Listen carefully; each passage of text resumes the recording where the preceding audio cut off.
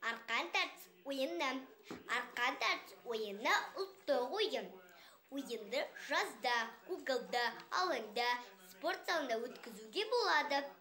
Ойынға ұзындығы 10 метрде жуан кендір арқан керек. Ол арқанның тең ортасынан орамалмен орап, белгі жасайды. Белгінің екі жағынан 1,5-2 метрдей жерден тағы да жоғарғыдай тәртіппен белгілейді. Ойынға қатысушылар тең 2 топқа бөлінеді.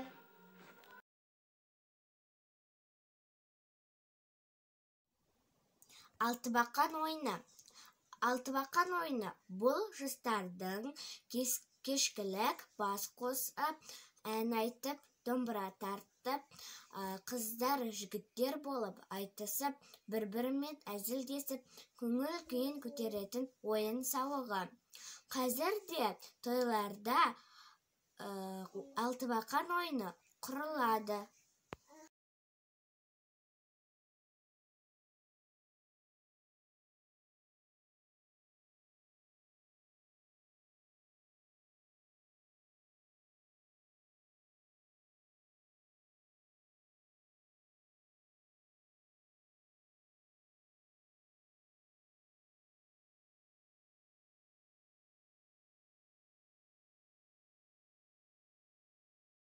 Асық ойыны Қазақстан ұлтының дәстүрлі ойыны. Асықты күндізі түнде де ойнауға болады.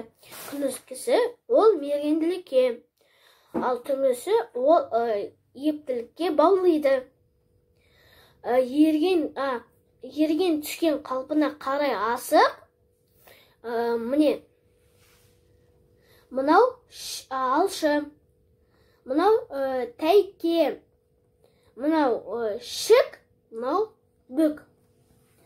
Қорғасын қойылған асық ол сақа деп аталады, ал жақсысы ол оңқа болып аталады.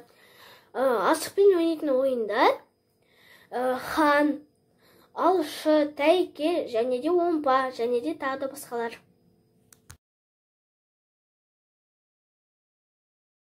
Қол күресі ол екі баланың бір-бірімен білек сынасуымен орындалады. Екі бала өзінің шынтақтарын столға тіреп, кім білекті бірінші столға жығар, стол бала жеңіске жетеді. Алтыбақан қазақтың ұлттық ойыны. Жастардың ойын сауық құрайтын жері. Қазақтың ұлттық ойыны арқан тартысу, қол күрестіру, сосын асық ойнау.